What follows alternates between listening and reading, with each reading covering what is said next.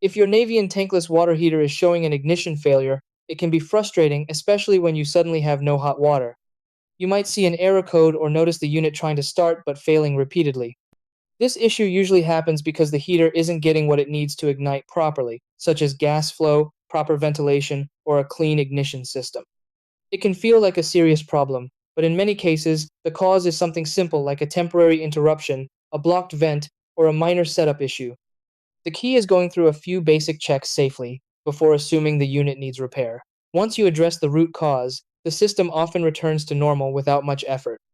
Try these. Step 1. Check that the gas supply valve is fully open and gas is available. Step 2. Turn the unit off, wait a minute, then turn it back on to reset.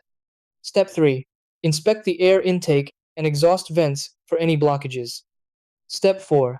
Ensure the unit has a stable power connection. Step 5. Check for dirt or buildup around the ignition components. Step 6. If the issue continues, contact a qualified technician for inspection